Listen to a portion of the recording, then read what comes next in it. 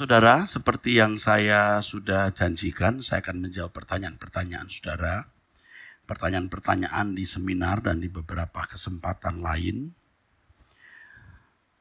yang tidak sempat dijawab karena waktu tidak cukup. Jadi saya akan menjawabnya melalui kesempatan ini.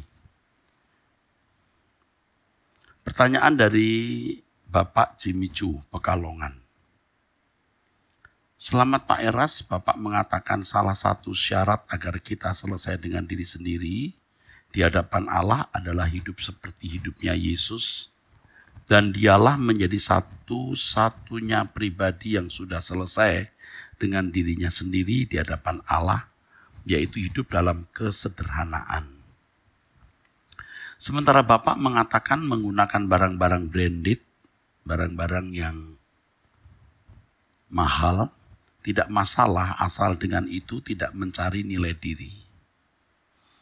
Yang saya mau tanyakan dengan menggunakan barang-barang branded, sekalipun kita tidak mencari nilai diri, itu tidak cukup dalam kesederhanaan yang Tuhan teladankan? Bukan? Itu kan tidak menunjukkan hidup meneladani Yesus. Kira-kira begitu. Mohon penjelasan dalam kesederhanaan yang diteladankan Yesus Tuhan kita, yang mengosongkan diri dan tidak mempertahankan kesetaraan dengan Allah sebagai sesuatu yang harus dipertahankan. Oke, terima kasih Pak Jimmy Chu. Saudara, yang pertama kita harus memahami apa itu kesederhanaan.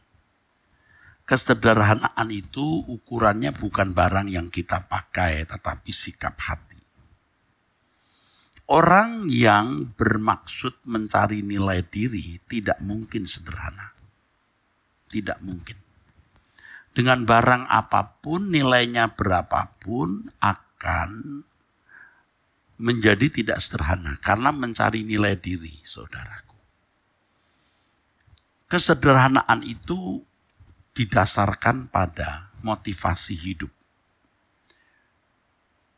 Kita hidup hanya untuk kepentingan Allah. Baik kita makan atau minum atau melakukan sesuatu yang lain, kita lakukan semua untuk kemuliaan Allah.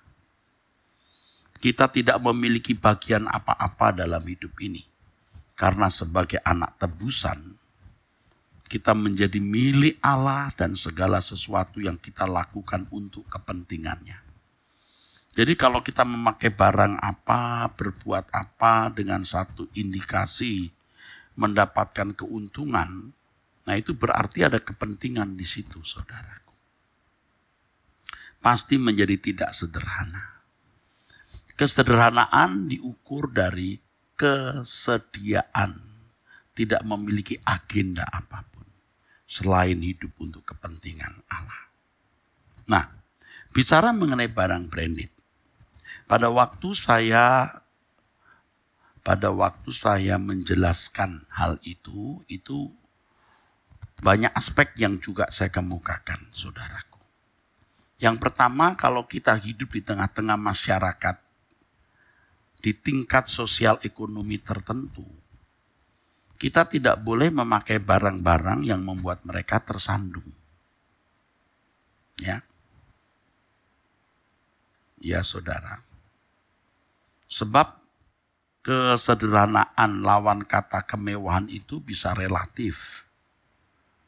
Mobil niaga seharga 300 juta juga bisa menjadi mewah di sebuah tempat yang rata-rata masyarakatnya tidak memiliki kendaraan. Kalau memiliki kendaraan juga kendaraan yang harganya di bawah 150 juta misalnya.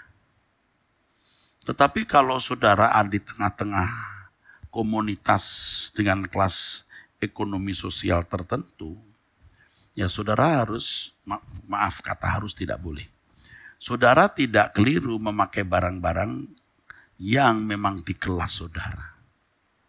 Saudara seorang pengusaha misalnya, yang berjumpa dengan para pengusaha lain, dengan kendaraan kelas di atas 2 miliar, mengenakan jam tangan yang kelasnya di atas 500 juta misalnya.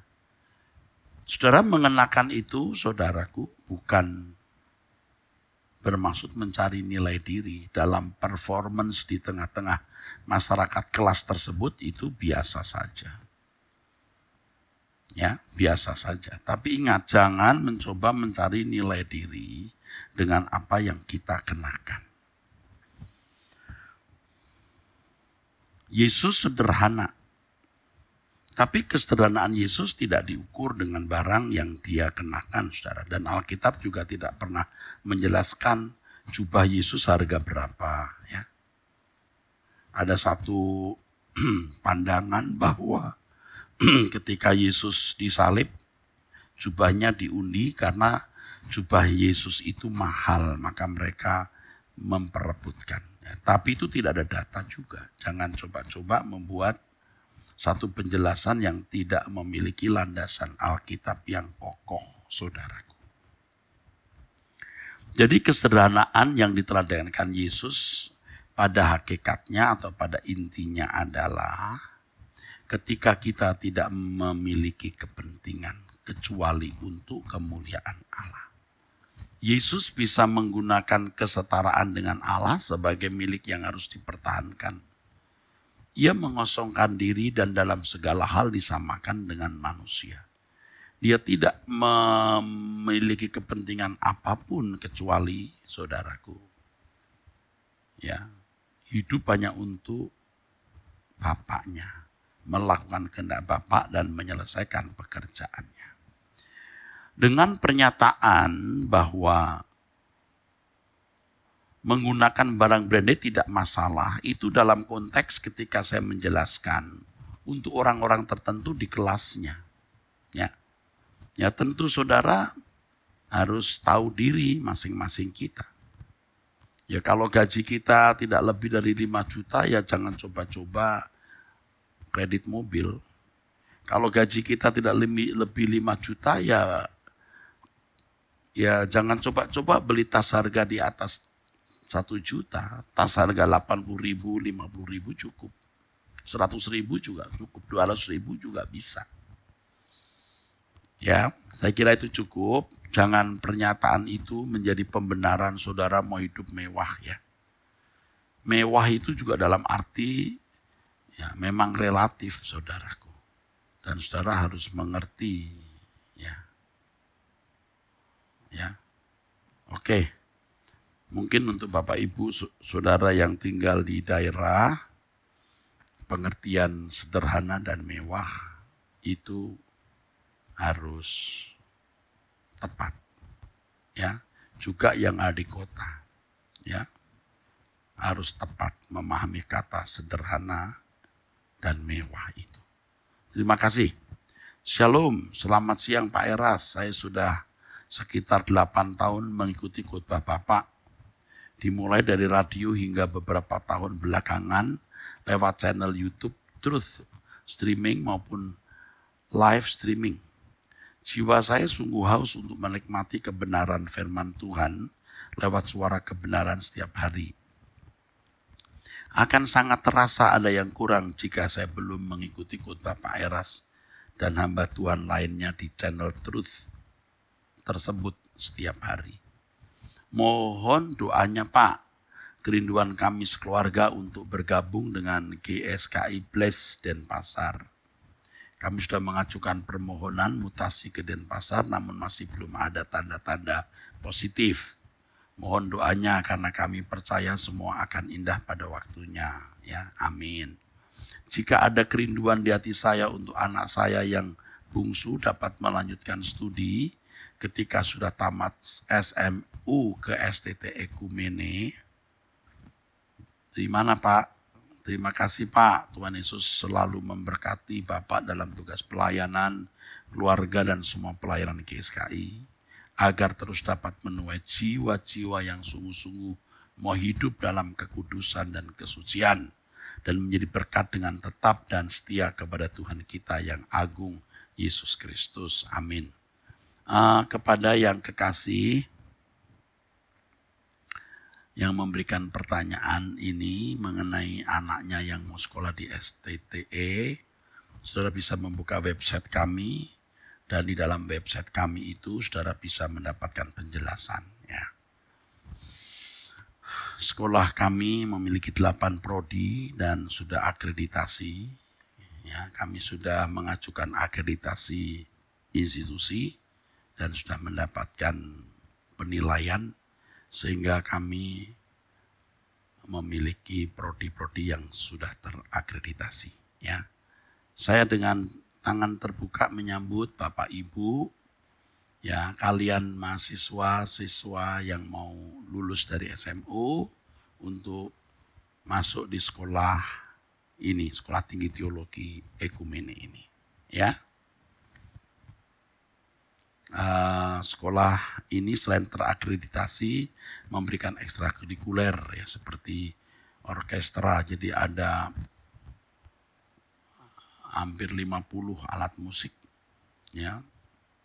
Saudara bisa belajar piano, trompet, saksofon, biola, yang paling banyak biola ya. Trombon, drum dan lain sebagainya. Ekstrakurikulernya juga sound engineering, sound system. Ekstrakurikulernya juga saudara diajar bahasa Inggris. Selain ada mata kuliah bahasa Inggris, tapi juga ada tambahan untuk memperlengkapi mahasiswa benar-benar mampu berbahasa Inggris. Paling tidak lulus dari sarjana S1 maksud saya, sudah bisa mencapai 350 TOEFL, ya, nilai TOEFL-nya. Ada pelajaran ekstrakurikuler yang lain itu matematik, supaya di daerah atau dimanapun lulusan STT Ekumene bisa mengajar matematik yang pasti dibutuhkan selain bahasa Inggris, yang pasti dibutuhkan. Ada ekstrakurikuler yang lain yaitu kameramen, jadi bisa mengoperasikan kamera bagi yang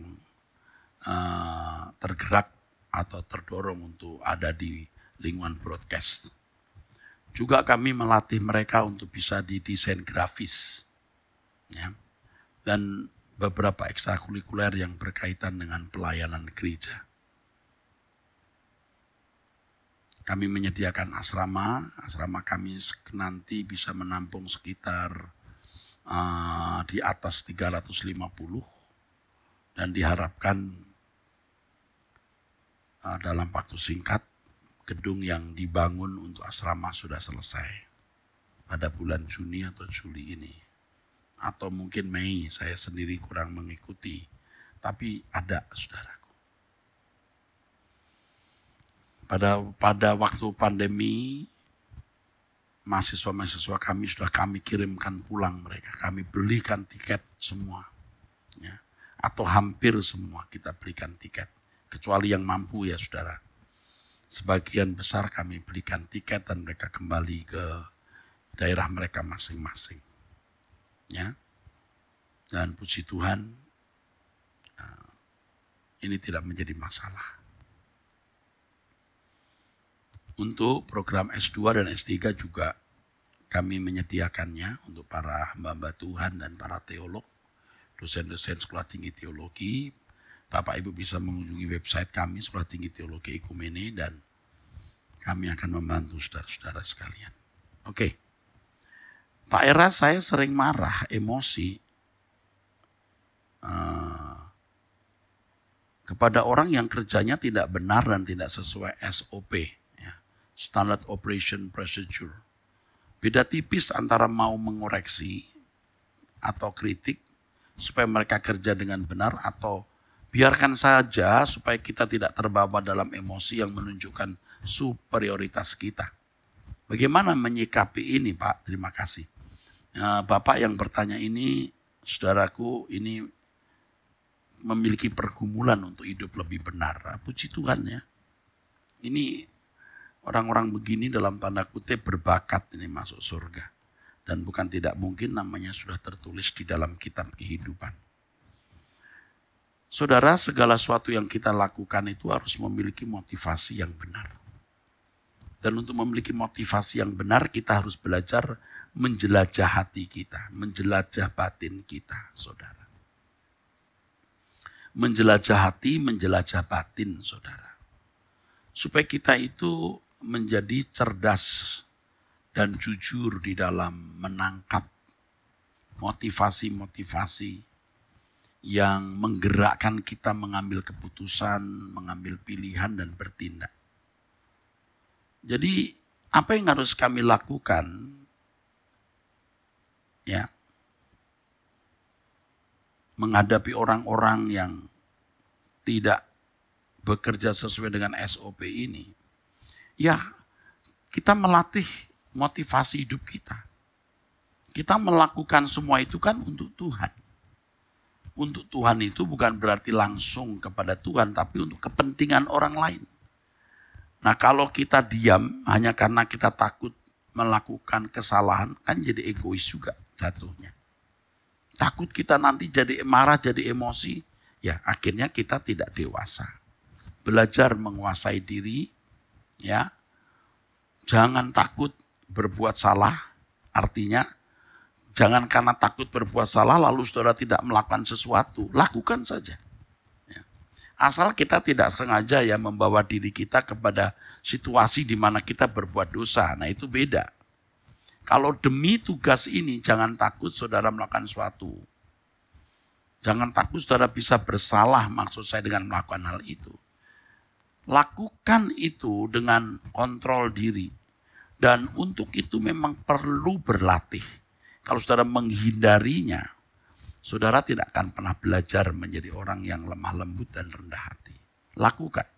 Kalau seandainya salah, minta ampun kepada Tuhan dan minta maaf kepada orang yang kepadanya kita bersalah. Selamat berjuang. Shalom Pak Eras, sejak tahun 2015 saya sudah mempersiapkan hari kematian dengan berjuang untuk berkodrat ilahi. Tetapi saya diberkati dengan seminar ini. Ya, artinya saya diberkati dengan seminar ini. Tetap diberkati dengan seminar ini. Bahwa saya belum selesai dengan diri sendiri. Oh begitu. Jadi sudah ikut lama dari tahun 2015 tapi belum selesai dengan diri sendiri. Ya. Tetapi saya belum selesai dengan diri sendiri setelah mendengar seminar ini. Dan ini membuat saya takut mati, apalagi dengan wabah pandemi, di mana saya tidak punya kesempatan untuk mencapai atau memperagakan hidup Yesus dalam hidup saya. Saya merasa Tuhan tidak suka dengan karakter saya. Nah pertanyaan saya, bagaimana mendeteksi cepat perasaan Allah yang tidak Dia sukai dalam setiap hari hidup kita? Karena pola atau gaya hidup kita sudah rusak. Karenanya banyak kewajaran dan kehormat. Kewajaran dan kenormalan. Oh keren ya. Dia sudah menyinggung soal kewajaran dan kenormalan, saudara. Saudara,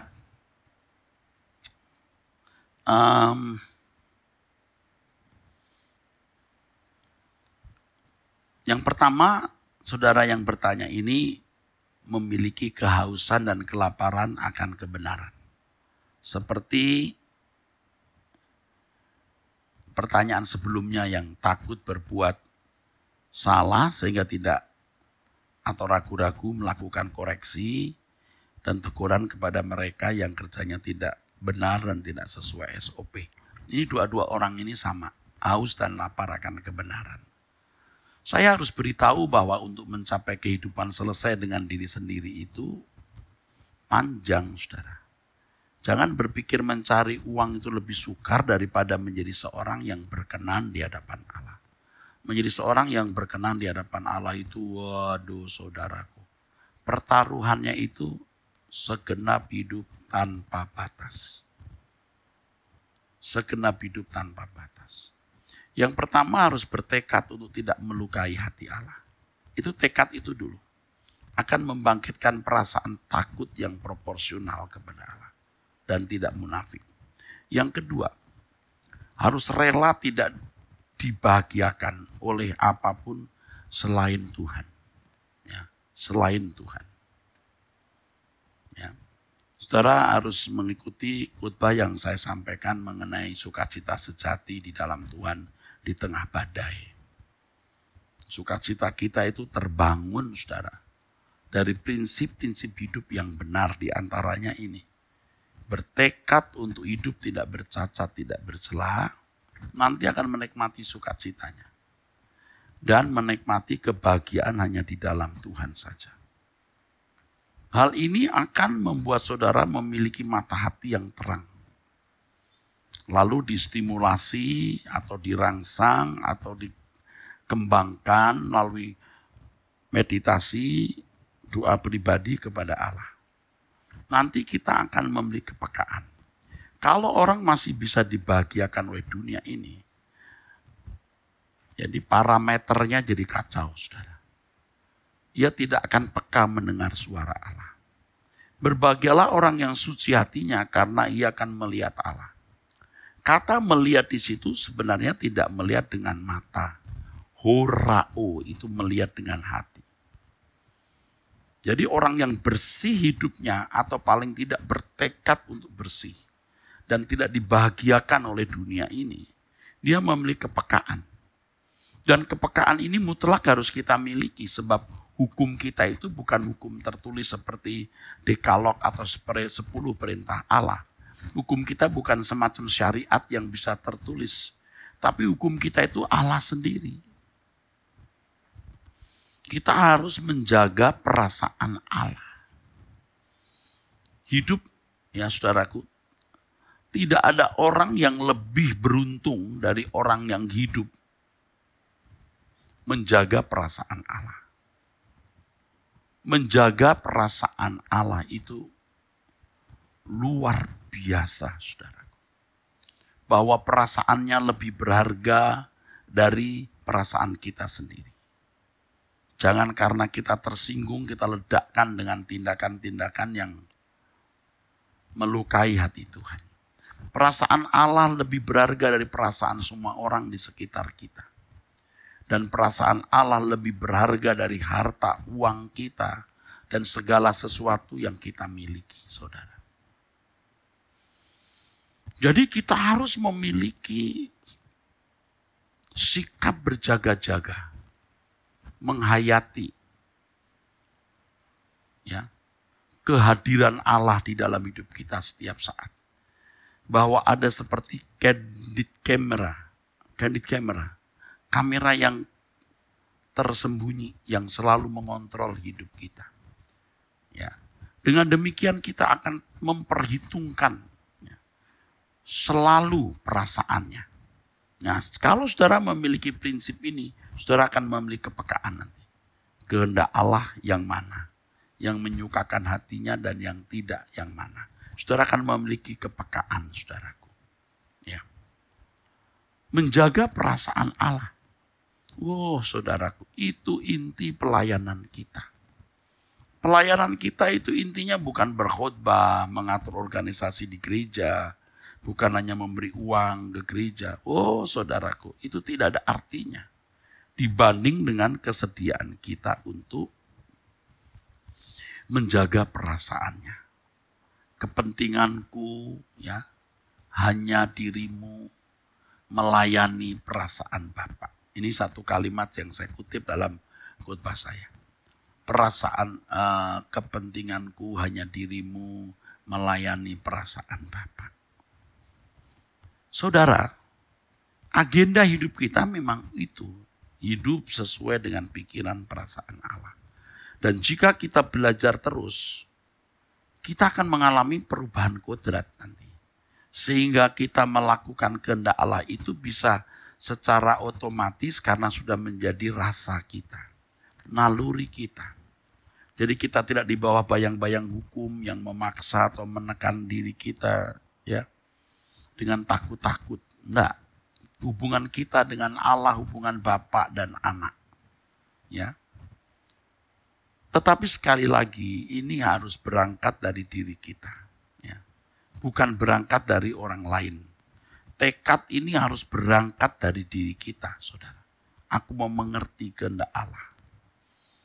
Nah, hal yang berikut, saudara, selain tekad tadi, ya saudara. Kita harus mengalami pembaharuan pikiran. Roma 12 ayat 2. Pembaharuan pikiran akan mencerdaskan kita mengerti kehendak Allah, apa yang baik, yang berkenan, dan yang sempurna. Saudara, sebenarnya ya saudara,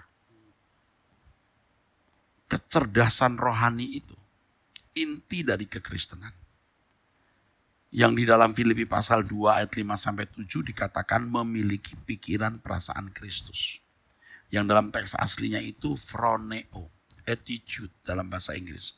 Tapi sebenarnya kata phroneo itu lebih tepat diterjemahkan mindset. Saudara yang mengerti bahasa Yunani bisa melihat kamus. Mindset. How to make decision. How to choose. Bagaimana kita mengambil keputusan, bagaimana kita memilih. Itu mindset, cara berpikir saudaraku. Nah, firman Tuhan itu memperbaharui. Tentu kalau saya di sini sebagai pemberita firman dan gembala dari Gereja Suara Kebenaran Injil baik Rehoboth maupun seluruh sinode, saya harus mengatakan ikuti apa yang saya khotbahkan. Ikuti, jangan hanya melihat sepotong lalu berhenti.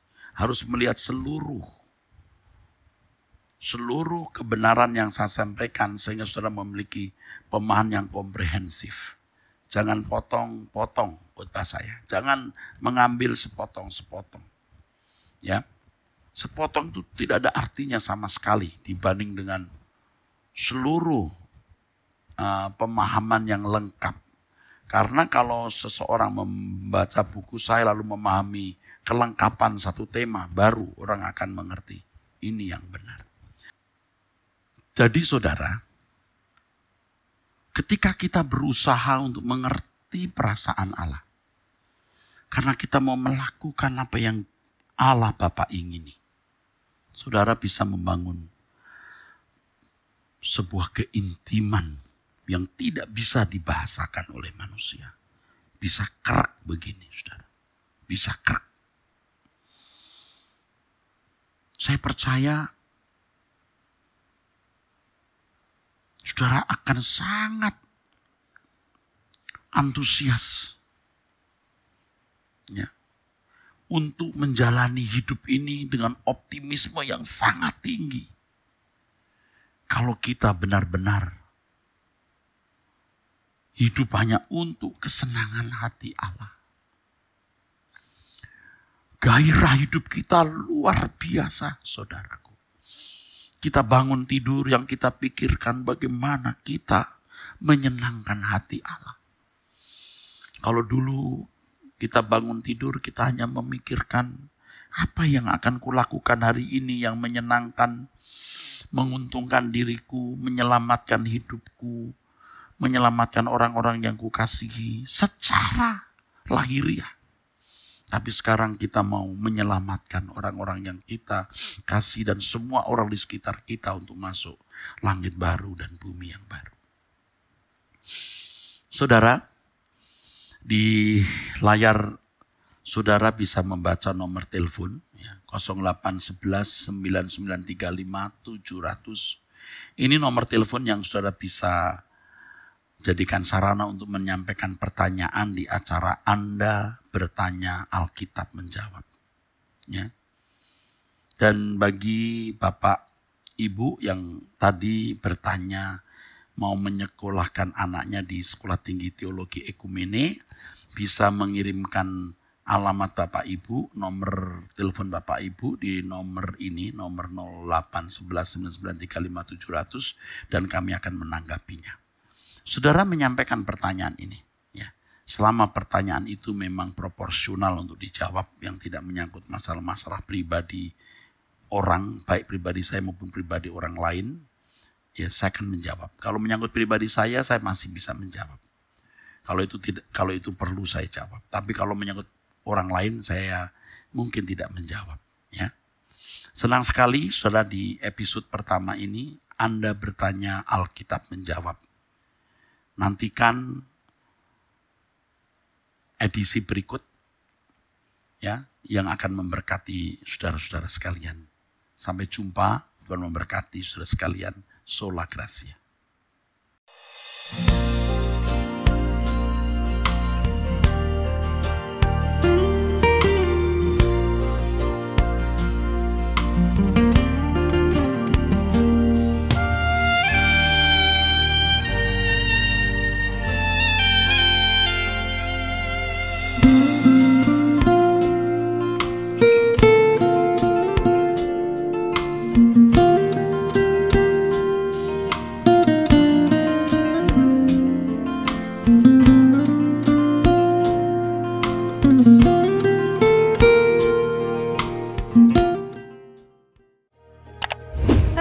channel Truth.id dan aktifkan lonceng notifikasi untuk mendapatkan informasi seputar live streaming dan video khotbah terbaru. Posisi tombol subscribe berada di kanan atas channel kami dan jangan lupa nyalakan loncengnya.